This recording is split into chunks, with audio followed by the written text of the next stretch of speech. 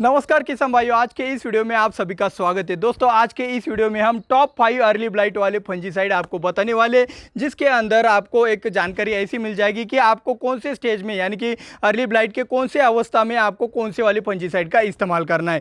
लेकिन उससे पहले आपके खेत में अर्ली ब्लाइट का ही इन्फेक्शन है, अर्ली ब्लाइट का डिसीज का ही अटैक है, ये आपको जानना बहुत ही ज़रूरी है। तो ब्लाइट के जितने भी प्रकार है और उनको पहचानना कैसे, उसके ऊपर ट्रीटमेंट क्या है, ये हमने डिटेल में एक वीडियो में बताया। आप चाहो तो मैं ऊपर आई बटन में आपको लिंक दे दूंगा, वो वीडियो पूरा देखने के बाद इस वीडियो को देखेंगे तो आपको और भी ज़्यादा जानकारी डिटेल में समझ भी आ जाएगी और आपका डिसीज जो भी है अर्ली ब्लाइट है तो वो कंट्रोल भी आसानी से हो जाएगा। किसान भाइयों, ये जो मैं टॉप 5 वाले फंजीसाइड के जो भी मॉलिक्यूल बताने वाला हूँ उसके कुछ अल्टरनेटिव भी बताऊँगा, और उसी के साथ साथ ये जो 5 से लेकर 1 नंबर तक जो भी फंजीसाइड होंगे उसको आपको ये तय कर लेना है कि भाई प्रिवेंटिव से लेकर क्यूरेटिव तक जो भी जितने स्ट्रांग होंगे उसी क्रम से हमने इसका एक यहाँ पे मैनेजमेंट किया है। तो आपको एक पहले प्रिवेंटिव के तौर पर सबसे बेस्ट वाले बताए जाएंगे और फिर एक अंत में 1 नंबर वाले जो भी फंजीसाइड होंगे वो क्यूरेटिव में सबसे बेस्ट होने वाले। लेकिन ये एक बात ध्यान में हमेशा रखना कि भाई क्यूरेटिव में कितना भी बेस्ट वाला फंजीसाइड कोई भी हो,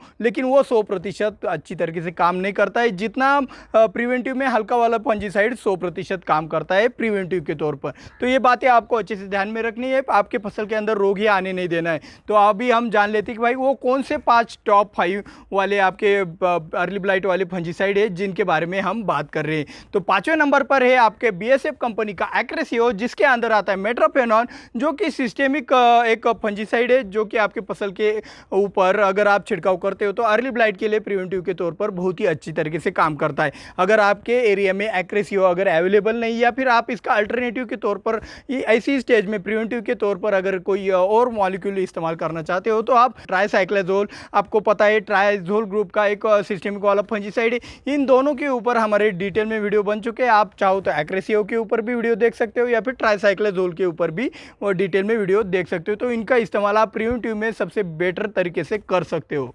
तो प्रिवेंटिव में 4थे नंबर पर हमने बहुत ही अच्छे 2 एक अल्टरनेटिव आपके लिए सामने रखे। इन दोनों की तुलना में कर पाना बहुत मुश्किल था, इसलिए हमने 4थे नंबर पर 2 फंजीसाइड रखे। तो पहला फंजीसाइड है सिजेंटा कंपनी का स्कोर, जो कि जिसके अंदर आता है आपका डाइफेनकोनाजोल, जो कि ट्राइजोल ग्रुप का एक सिस्टेमिक वाला फंजीसाइड है। और दूसरा एक अल्टरनेटिव फंजीसाइड भी हमने 4थे नंबर पर रखा है, वो है धनुका कंपनी का कर्सर, जिसमें आता है फ्लूजिलाजोल, जो कि ट्राइजोल ग्रुप का ही एक सिलिकॉन बेस वाला फंजीसाइड। ट्राइजोल ग्रुप के दोनों एक फंजीसाइड है, अल्टरनेटिव के तौर पर आप इस्तेमाल कर सकते हो। कर्सर भी बहुत ही अच्छी तरीके से प्रिवेंटिव में 4थे नंबर पे काम कर सकता है, क्योंकि आपको पता है न्यू स्टार आता था, अभी वो बंद हो गया है। तो न्यू स्टार की जगह आप कर्सर का भी इस्तेमाल कर सकते हो। ये बहुत ही प्रख्यात वाला एक मॉलिक्यूल है जिसको आप किसान अच्छी तरीके से पहचान नहीं पा रहे हो। आप अगर हमारा कर्सर का वीडियो देख लेंगे तो आपको उसके बारे में ज़्यादा जानकारी भी मिल जाएगी और आप खुद से कहोगे कि भाई ये सिलिकॉन बेस वाला जो भी कर्सर फंजीसाइड है ये बहुत ही अच्छी तरीके से हमारी फसल में भी काम कर सकता है। तो इसलिए हमने इसे 4 नंबर पे रखा है। तो किसान भाइयों, तीसरे नंबर पे जो हमने फंजीसाइड रखा है वो आपके अर्ली ब्लाइट के सेकेंडरी इंफेक्शन को कवर करता है और क्यूरेटिव में भी थोड़ा बहुत अच्छी तरीके से काम करता है। थोड़ा बहुत नहीं, ज़्यादा अच्छी तरीके से काम करता है, लेकिन तीसरे स्टेज में जाने से पहले इसका छिड़काव हो जाता है। तो धनुका कंपनी का यह होने वाला है निसोडियम, जिसमें आता है साइफ्लुपेनामिड, जो कि आता है फिनेलएसिटामाइड ग्रुप का आता है। यह एक सिस्टेमिक वाला फंजीसाइड है जो कि फसल के अंदर जाकर आपके फंगस के ऊपर काम करता है। यह प्राइमरी और सेकेंडरी इंफेक्शन को बहुत ही अच्छी तरीके से कवर करता है, मतलब पहले स्टेज में भी कवर करता है और सेकेंडरी स्टेज में भी कवर करता है और प्रिवेंटिव में भी, मतलब इंफेक्शन होने से पहले भी आप इसका इस्तेमाल कर सकते हो। इसका एक और खूबी मैं आपको बता देता हूँ, जाते मतलब ज़्यादा डिटेल में कोई भी मॉलिक्यूल के बारे में हम यहाँ पे नहीं बता रहे, लेकिन मुझे रहा नहीं जा रहा है क्योंकि निसोडियम में वेपर एक्शन भी है। यानी कि जहाँ पे कवरेज का दिक्कत आता है वहाँ पे निसोडियम वेपर एक्शन की वजह से कवरेज भी अच्छी तरीके से कर लेता है। तो अगर निसोडियम के बारे में ज़्यादा जानकारी जानना चाहते हो तो ऊपर आई बटन में मैं आपको लिंक दे दूंगा, आप वहाँ पे जाके निसोडियम के बारे में ज़्यादा डिटेल में जानकारी भी पा सकते हो। तो इसलिए हमने ये प्राइमरी, सेकेंडरी और प्रिवेंटिव के तौर पर काम करता है, इसलिए हमने इसे तीसरे नंबर पर रखा है। तो अभी आपकी भी उत्सुकता होगी कि भाई 2nd नंबर पर और 1st नंबर पर कौन से वाले फंजीसाइड है। तो किसान भाइयों, दूसरे नंबर पे जो हमने फंजीसाइड रखा है वो एक बिल्कुल अलग तरीके का फंजीसाइड है। आप कहोगे कि भाई ये सब उल्टा पुल्टा कर दिया, लेकिन उल्टा पुल्टा नहीं है। आप यहाँ पे समझ लो कि भाई सेकेंडरी इंफेक्शन के बाद जो इंफेक्शन होता है वो आपको आंखों से भी दिखाई देता है और वो ज़्यादा तेज गति से भी फैलता है तीसरे इंफेक्शन में। तो तीसरे इंफेक्शन होने के बाद तो आपको एक कॉमन वाली दवाइयों का इस्तेमाल तो नहीं करना है, लेकिन आपको स्ट्रैटेजी का फॉलो करना है। तो ऐसे सिचुएशन में जब तीसरे अवस्था में आपका अर्ली ब्लाइट का इंफेक्शन पहुंच जाता है, तो ऐसी अवस्था में आपको पहले उस फंगस को लॉक करना पड़ता है। तो लॉक करने के लिए हम इस्तेमाल करते हैं टिल्ट, या फिर आप ग्लोइड का भी इस्तेमाल कर सकते हो। तो टिल्ट का इस्तेमाल हम करने वाले हैं।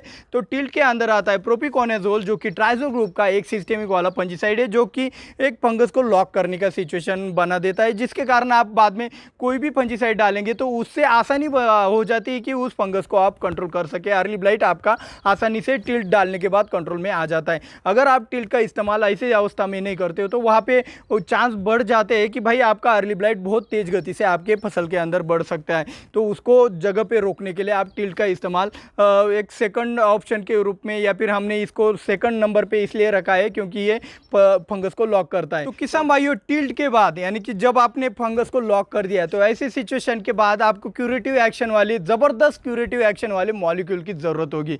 लेकिन यहाँ पे आप एक पहले डिस्क्लेमर में आपको देना चाहता हूँ कि मार्केट में कोई भी 100% क्यूरेटिव एक्शन दिखाने वाला मॉलिक्यूल किसी भी फंगस के ऊपर अवेलेबल नहीं है। 100% मैंने सही कहा है, ये कुछ प्रतिशत में ही काम करता है, लेकिन जो काम करता है अच्छा करता है। प्रिवेंटिव, क्यूरेटिव और इरेडिकेटिव एक्शन इसे बोला जाता है। जो मैं कंटेंट का नाम बोलूँगा क्योंकि इस कंटेंट से बहुत सारे प्रोडक्ट मार्केट में आते हैं, तो आप किसी भी प्रोडक्ट को खरीद सकते हो। यहाँ पे हम किसी से पैसा तो लेते नहीं, किसी एक को प्रमोट करने से अच्छा है कि आपको सस्ते वाले ऑप्शन जो भी है वो बता दिए जाए। तो भाई ये टेबुकोनाजोल की बात कर रही है, जो कि आपका ट्राइजो ग्रुप का ही एक सिस्टेमिक वाला फंजीसाइड है, जो कि प्रिवेंटिव, क्यूरेटिव और इरेडिकेटिव तरीके से काम करता है। प्रिवेंटिव पता है आपको, क्यूरेटिव भी पता है, लेकिन इरेडिकेटिव मतलब क्या होता है कि उसको जड़ से खत्म करने का काम करता है, इसलिए इसे इरेडिकेटिव एक्शन वाला फंजीसाइड भी कहा जाता है। तो आपको टेबुकोनाजोल कौन कौन से प्रोडक्ट में मिलता है? तो बायर कंपनी के लूना में मिलता है, नेटियो में मिलता है, फॉलिकेयर में मिलता है और बोनस में भी मिलता है। अलग अलग प्रतिशत में, अलग अलग फॉर्मुलेशन में आपको बायर के इन प्रोडक्ट में टेबुकोनाजोल मिल जाएगा, अलग अलग मॉलिक्यूल के साथ कॉम्बिनेशन करते हुए। आपको अगर भाई सस्ते में थोड़ा अच्छा वाला मतलब टेबुकोनाजोल चाहिए तो आप सुमिटोमो कंपनी का हारू का भी इस्तेमाल कर सकते हैं, जिसके अंदर टेबुकोनाजोल प्लस सल्फर भी आता है। या फिर आपको एक लिक्विड फॉर्मुलेशन में फ्लावरिंग स्टेज में चलने वाली दवाई ही चाहिए, जिसके ऊपर आपका टेबुकोनाजोल भी जाए और फ्लावर ड्रॉप भी ना हो। तो ऐसे में सबसे सस्ते में सबसे बढ़िया वाला ऑप्शन निकल के आता है अदामा कंपनी का शामिल, जिसमें टेबुकोनाजोल और प्लस कैप्टन आता है, जो कि लिक्विड फॉर्मुलेशन में होने के कारण आपके फसल के अंदर वो फ्लावर ड्रॉपिंग भी करता नहीं है। तो इसलिए हमने इस टेबुकोनाजोल को नंबर 1 पे रखा है, जो कि अर्ली ब्लाइट के ऊपर बहुत ही अच्छी तरीके से काम करता है। तो अभी खास बात भी बाकी है, लेकिन खास बात से पहले हमारी मेहनत आपको अच्छी लगी हो तो भाई लाइक का बटन दबा दो, और वीडियो कंप्लीट होने के बाद शेयर भी करोगे तो इससे भी बढ़िया वाली जानकारी हम आपके लिए लाते रहेंगे। तो किसान भाइयों, आज की खास बात में मैं आपको कुछ बातें समझाना चाहता हूँ कि अर्ली ब्लाइट का वीडियो तो हमने डिटेल में बना दिया है, फिर भी यह वीडियो बनाने की ज़रूरत क्या थी? तो यहाँ पे टॉप 5 करके अगर मैंने बताया तो आपको बहुत ही आसान तरीके से समझ में आ गया होगा कि हाँ भाई मेरी तो ये अवस्था लग रही है तो मैं यही इस्तेमाल करूँगा। इससे पहले आपको मैंने कंफर्मेशन पाने के लिए कहा कि भाई आपके फसल के अंदर अर्ली ब्लाइट का ही अटैक हुआ है या फिर नहीं, ये आपको कंफर्म कर लेना है। तो उसके बाद ही आपको इस स्ट्रैटेजी को फॉलो करना है। तो ये जो टॉप 5 का बनाने का जो सिस्टम है आपको कैसा लगा मेरे को कमेंट में भी ज़रूर बताना। तो ये बताने का एक और कारण ऐसा था कि आपको भी पता चले कि भाई प्रिवेंटिव में सबसे अच्छी वाली दवा कौन सी है, सेकेंडरी इंफेक्शन वाली अच्छी वाली दवा कौन सी है, तीसरे इंफेक्शन के बाद आपको क्या करना चाहिए, क्या नहीं करना चाहिए, इसका एकदम शॉर्ट में आपको अंदाज़ा आए, इसलिए ये वीडियो बनाया था। एक छोटा सा प्रयास था आप लोगों के लिए, एक छोटी सी मेहनत आप लोगों के लिए समर्पित है। और भाई अगर आपको अर्ली ब्लाइट के बारे में ज़्यादा जानकारी चाहिए तो आप इस वाले वीडियो के ऊपर क्लिक करके वो वाली जानकारी पा सकते हो। मिलते हैं अगले वीडियो में। जय जवान जय किसान।